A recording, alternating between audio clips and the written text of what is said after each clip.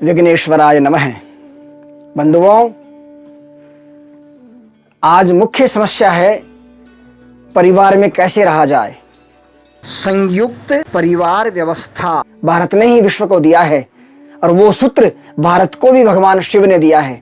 आप देखिए, भगवान शिव परिवार के मुखिया हैं।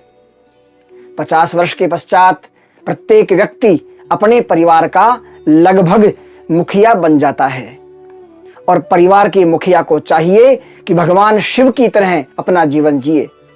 शिव को देखेंगे तो शिव के फोटो में आपको दिखेगा, उनके सिर पर गंगा है, भाल पर चंद्रमा है, गले में जहर है और नाग है। भगवान शिव अर्धोन्मिलित नेत्रों से विराजते हैं और नंदी की सवारी करते हैं। ये सभी के सभी चिन्ह प्रतीकात्मक हैं। भगवान शिव ने हमें परिवार में कैसे रहना चाहिए यह सूत्र देते हुए कहा है कि परिवार के मुखिया को अपने सिर पर ज्ञान रूपी गंगा को धारण करना चाहिए। ज्ञान संसार के प्रत्येक जीव में है, परंतु व्यक्ति जब खुद पे पड़ता है तो ज्ञान छोड़ देता है। कैसे? एक संत एक नगर में रहा करते थे। नगर में कोई गमी हो जाती, किसी की मृत्यु हो जाती तो नगर के अंदर आते और जिसके परिवार में शोक हुआ है, आशोच हुआ है, उसको उपदेश करते। इस जीव का हमारे साथ इतना ही संयोग था, इतने ही श्वास परमात्मा ने लिखे हैं, इतना ही हमारा और इनका लेन देन था। इस प्रकार उपदेश करने पर परिवारजनों को शांति मिलती थी। तो पूरे नगर में वो ज्ञानी के रूप से प्रसिद्ध थे। एक दिन नगरवासियों ने देखा गुरुदेव गांव के बाहर बैठे बैठे रो रहे हैं। नगरवासियों ने कहा, गुरुदेव क्या हुआ? तो गुरुदेव ने कहा, मेरी बकरी मर गई है। एक व्यक्ति ने बोल के कहा, गुरुदेव मेरा पुत्र मरा था, तब आपने कहा था इतना ही दिन का संयोग था, इतने ही सांस लिखे थे, इतने ही परमात्मा ने उसको हमारे साथ सुयोग दिया था। तो गुरुदेव ने झल्ला के कहा, भाई उस दिन बेटा तेरा था पर आज बकरी मेरी है।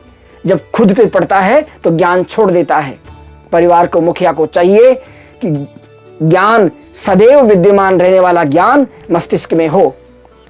परिवार की मुखिया की भाल पे चंद्रमा का मंतव्य है शीतलता। परिवार की मुखिया का सिर ठंडा रहना चाहिए, गले में जहर धारण करे। परिवार के मुखिया को अपने परिवार को बांधे रखने के लिए कड़वाहट का जहर पीना पड़ता है। यदि वो जहर गले के नीचे निगल ले तो स्वयं की मृत्यु हो जाएगी। अर्थात व्यक्ति विचार करे, अरे मैंने मेरे कितने प्यार से, कितने प्रयास से मेरे परिवार को सींचा और आज मेरा परिवार टूट रहा है। यदि ये विचार अंदर चला गया तो स्वयं घुट जाएगा। यदि किसी पर उगल दिया, तेरे कारण ऐसा हुआ, तो उसकी मृत्यु हो जाएगी। अर्थात परिवार के मुखिया को चाहिए कि कड़वाहट का जहर न निगले और न उगले, गले में धारण करे।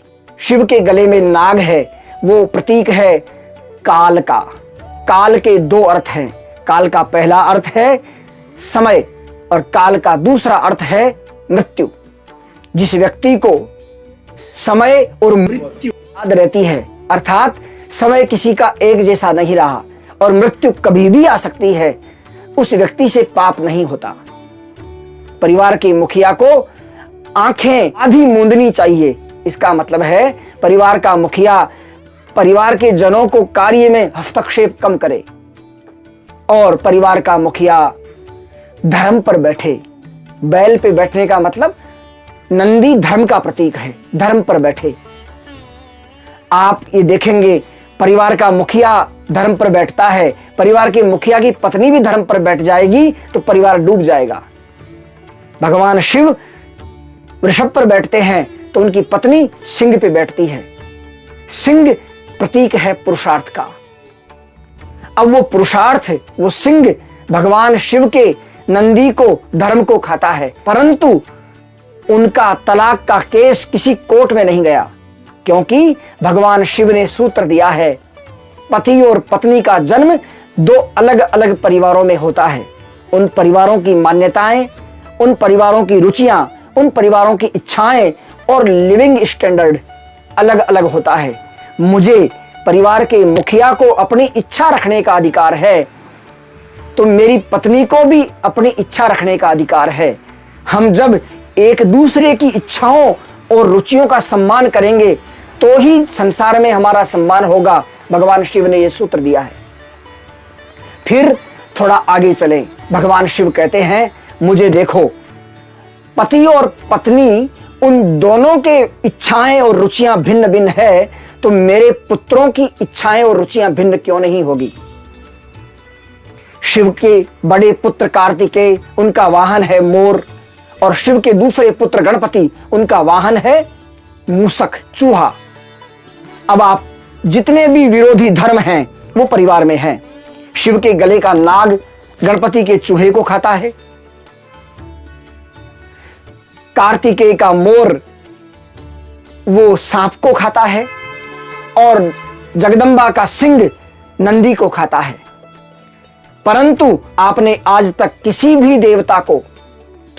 देवता को परिवार सहित पूजे जाता हुआ नहीं देखा सुना होगा। परंतु भगवान शिव की तो पूजा ही पूरे परिवार के साथ होती है। इसीलिए होती है कि भगवान शिव ने यह सूत्र दिया है, भाई, रुचियां भिन्न भिन्न हो सकती है, हमारे मत भिन्न भिन्न हो सकती हैं, परंतु हमारे मन भिन्न भिन्न ना हो। संसार में हमारा सम्मान कब होगा? जब हम प्रेम से एक दूसरे के साथ बैठेंगे। इसीलिए भगवान शिव के परिवार में जब शिव जी की पूजा होती है तो उसके पहले गणपति, गौरी, कार्तिकेय, नंदी, सर्पराज, सबकी पूजा होने पर शिव की पूजा होती है। अतः परिवार में रहने का सूत्र सीधा सीधा भगवान शिव से हम ये सीख सकते हैं कि भगवान शिव कहते हैं, परिवार में सबकी रुचियों का सम्मान करना सीखो। और एक सूत्र भगवान शिव ने और दिया है। भगवान शिव ने कहा है कि परिवार में जितने लोग खाने वाले हों, उतने के उतने ही कमाने वाले होने चाहिए, अन्यथा भिक्षा मांगनी पड़ती है। भगवान शिव कहते हैं, मैंने एक गलती कर दी थी।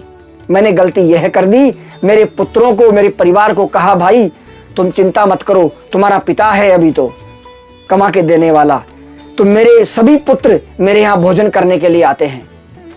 मेरी स्थिति क्या हो गई है? शिवजी ने अपने विवाह में पिता का नाम पूछे जाने पर ब्रह्मा का नाम ले दिया था। अतः शिवजी कह रहे हैं कि भोजन के समय पिता को भोजन देने की जिम्मेदारी किसकी? पुत्र की। शिवजी कहते हैं, काहे न मांगत भीख फिरे, घर में नहीं अन्न न एक अधेलो, मुख एक जो होवे तो काम चले, मुख ही मुख को घर माही झमेलो। कौन कौन है परिवार में? शीश चढ़े सहसानन है, और गजानन गोद लियो है गदेलो। सिर पर 1000 फणों का नाग है, एक एक मुख में एक एक रोटी भी दी जाए तो 1000 रोटी शेष नाग के फण में चली जाती है। और फिर गणपति कैसे हैं? गदेलो, मतलब सवामण का जिनका ब्रेकफास्ट है। अपनी डाइट का 1/4 चौथाया हिस्सा व्यक्ति नाश्ते में लेता है। फिर चतुरानन बाप, पंचानन आप, षडानन पूत और दशानन चेलो, ये सभी भोजन करने के लिए मेरे यहां आते हैं। इसलिए यदि आप चाहते हो संसार में आप कीर्ति और ऐश्वर्य संपन्न बने, तो जितने खाने वाले हैं उतने ही कमाने वाले होने चाहिए। धन्यवाद।